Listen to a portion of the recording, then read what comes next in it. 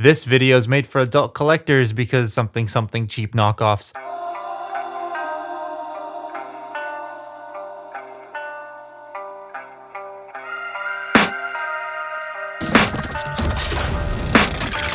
I can hear the demons call when they do what they do.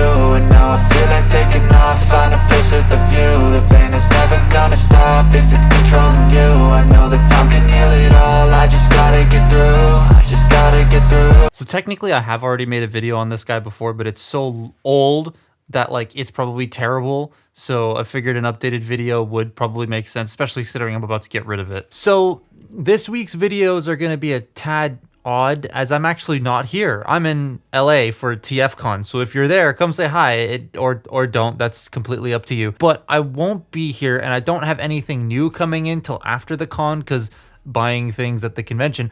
Figured I'd catch up on some older things that I've just missed making videos on before I pass on them. Yep, so this and the next video are toys I'm actually getting rid of. They already have new owners, so they'll be getting them soon, but I figured it'd be cool to take a look at them before I pass them on because I haven't. But I'm not necessarily getting rid of them because they're bad. More so, there are other versions of them that I want. Now, Stinger. Oh, Stinger, this is definitely an interesting fellow. Everything just sort of sticks out too much. In the film, he was a very flat robot. Like, he didn't have a massive chest and a massive back and like no midsection, but due to the way he transforms, he kind of has all of that on the toy. Because in the movie, he does the fluid simulation transformation, which is super cool to watch, but not exactly toy friendly. And as such, you're left with a robot that doesn't really look accurate. It just kind of feels muddy. A lot of the details feel very lost on this guy, not in the legs, because they're actually just kind of perfect. I have no issue with them. More so the torso, that rhymed, and the head, because I can't really tell what's going on in the torso. It doesn't feel like the one from the film at all, and I know shaping wise it's not going to be because like it actually transforms, but the sculpted details don't feel like they match up. And then the head, all of the details very much lost there. There's a lot of sculpting, but the plastic paired with the color red they used, it just gets lost. You don't really see the details until you get up close and like squint at it. The green eyes are killer though, love those. I also really like that while inaccurate, the shoulders have the front of the car on them. That's a pretty neat little feature. And his weapon is permanently grafted to his arm. And it's a decent attempt at trying to capture the weird claw gun both he and Bumblebee had, but yeah, it's the wrong way up. The bigger claw should be at the top. And it likes to snap in half apparently. There's reports of that. That's fun. He also has these little weird disc things that go on his back that did nothing for either him or Bee in the film. But hey, they're there and they're removable, so they're very easily lost. I'm getting a phone call. Hello?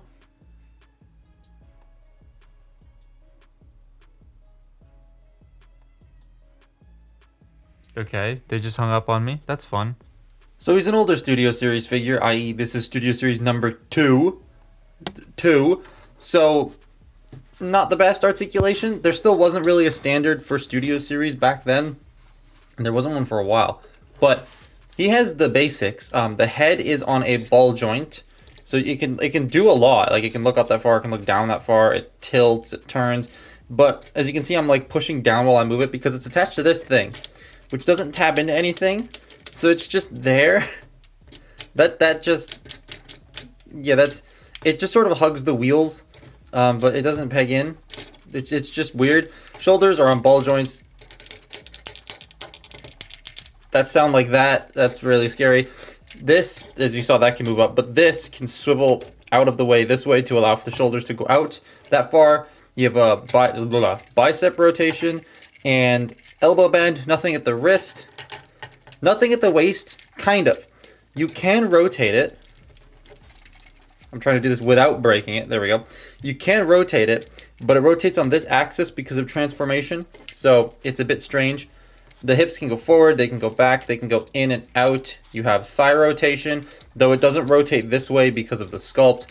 You have like a hair under 90 degrees of bend at the knee, and then the toes can go down. So he might not be the most posable thing in the world, but because of like slight cheating with some of these transformation joints, you can still get him into a pretty decent pose. Oh yeah, and then these rotate and they can flap and they can pop off and they can move up and down. Where'd it go? Here it is. Something's shaking. But yeah, you can get him into some decent poses, like, boom. That's not bad. But yeah, his posing's not great. And then this apparently is known to snap in half, which is fun. Couple that with the snap in half at the waist, and oh boy. So yeah, the robot is just kind of there. Not the greatest, but just kind of fine. Now the car, that's a whole different story. So getting this car into car... What? That's not English. Getting this guy into car mode is a bit of a fact, because not only does he have... Whoa, that sounded really bad. Not only does he have the potential of snapping in half or snapping his gun off, you also have just a really kind of convoluted transformation. Because again, this was like the first time they ever tried this, because it was Wave 1 of Studio Series. And Wave 1 of Studio Series had a disintegrating Bumblebee, a braking Stinger, a Ratchet with QC issues, and then Crowbar's just there. So yeah, a bit rough. But to start with, I'm going to remove all of these, because you're going to have to remove all of these. They're also like a softer material. Just get rid of them for now. So what are we going to do? We are going to rotate the head. Start with, bring the head up, bring the head down into its thing, then rotate it, and I would rotate it at the base. Like, hold it at the base and rotate it. Don't do it from up here, because if you do it from up here, it's just going to come out. It's on a friction peg, and it falls off all the time. So, kind of annoying. Then what we're going to do is we're going to fold the toes down and then bring this just out like that. Fold the red bits up. We're going to bring this section up like so. I'm going to open this up very carefully, because this entire thing is clear plastic, and it likes to, like I said, some people have reported it snapping. Bring these shoulders forward, like so, and then rotate this entire thing 180 degrees around like that without it breaking off. Thankfully, we're going to bring this down and just leave it folded up like that for now.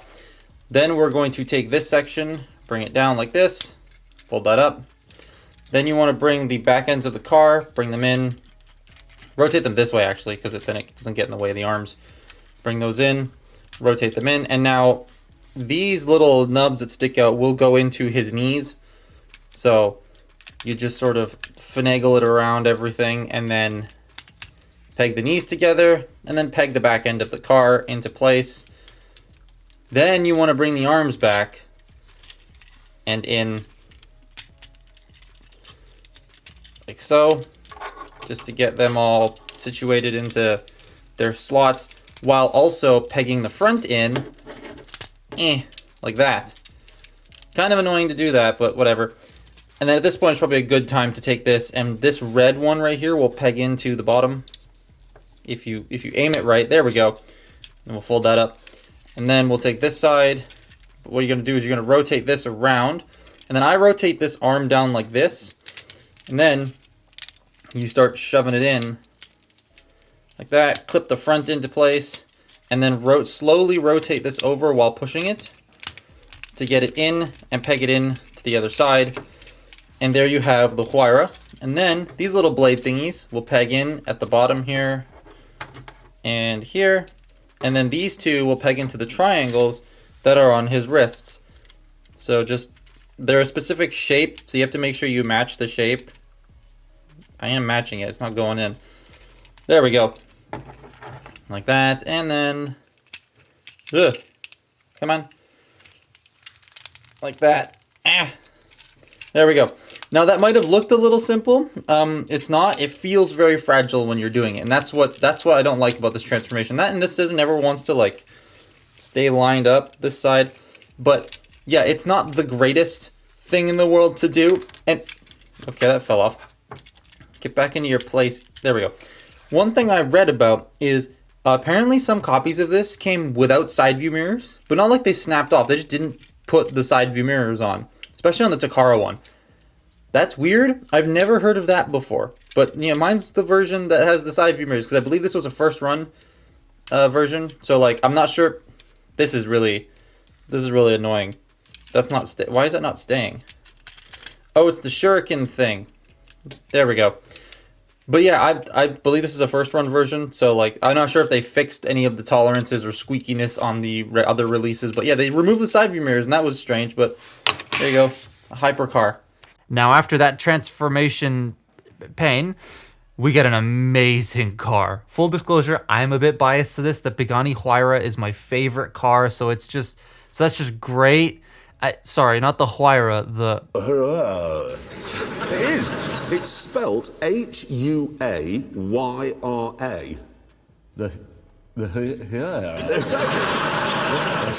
It's written here. And then they're going to start finally building the new car, the what's it called? Hurrah! Yeah. This thing, God, they nailed it. Like, nailed it. The shaping, the colors, the feel, the butt ugly Decepticon. There goes my dog. The butt ugly Decepticon symbol at the front. God, I don't like that. It's so out of place and it's on a painted part. So if I go to remove it, the front paint will also come off. It's annoying. But this car is excellent. It even does a pretty decent job at storing the throwing stars, though they do kind of peek out a tiny bit at the edges. This is the big winner of the figure for me, for sure. It almost makes me want to keep it and put it next to the new one. Yep, that's right. There's a new one coming. Kind of, sort of, okay, not really, but close enough. The reason I'm passing this on to someone else is because of Widowmaker, who is the original concept for Stinger before she was changed into Stinger. I'm 100% getting that, as that sounds so cool. And at this point, I don't feel I need this one anymore. But is it worth tracking down? No. If you want a cool Huayra alt mode, just go get a Huayra model. The robot isn't the most accurate thing, and it's kind of fragile, and his aftermarket price is ridiculous. I hope they can revisit Stinger like properly soon with modern Studio Series like engineering. Maybe make him a Voyager so they can put more engineering into it. But yeah, as it stands, this figure is kind of just eh. But that's my look at Studio Series Stinger. Follow me on Twitter and Instagram, and I will see you next time. Bye-bye.